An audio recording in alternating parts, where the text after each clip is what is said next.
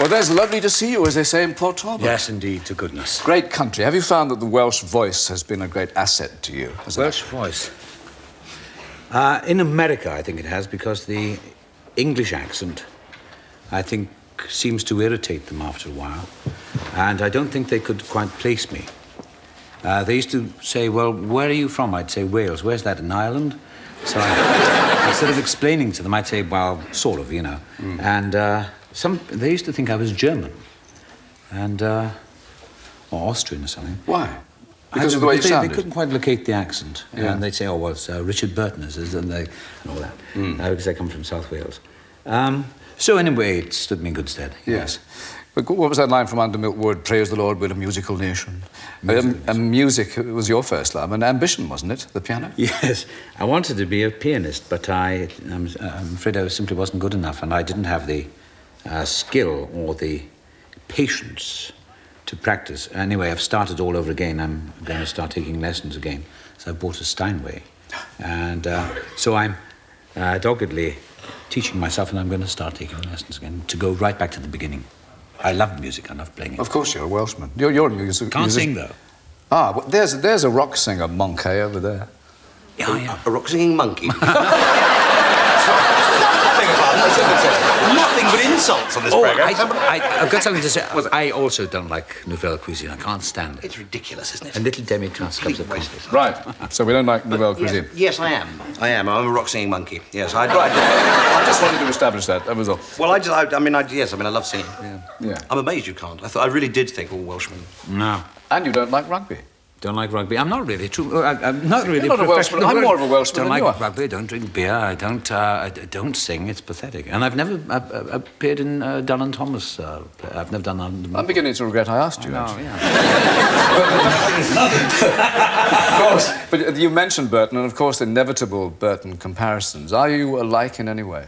I don't think so. I used to be compared to him a lot when I was a little younger, but I don't know what the comparison was. I think because we come from the same town. In fact, I only met him once, and it was in the same dressing room in Equus in New York, in the Plymouth Theatre.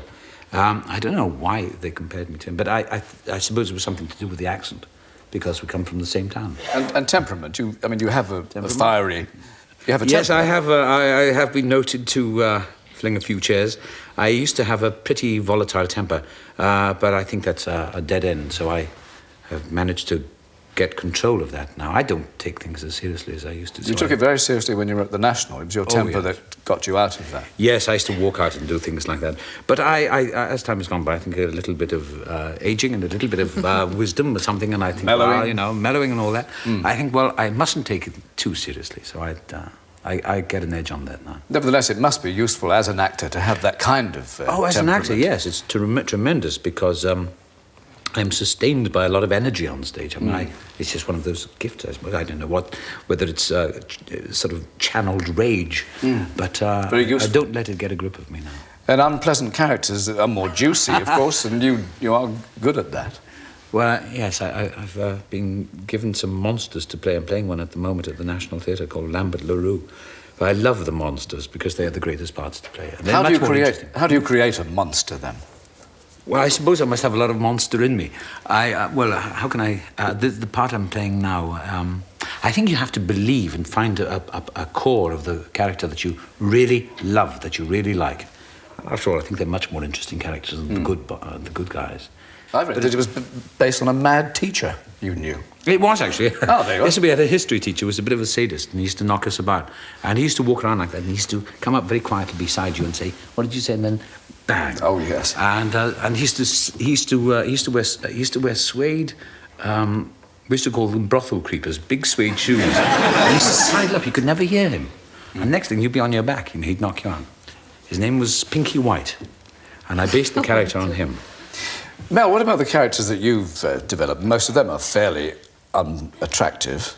They're not personal. No, I think actually that's not altogether true. I either get asked to play things which are kind of, like particularly in comedy, really bumptious things and sort of jolly things, or very, very nasty, heavy people. That is true.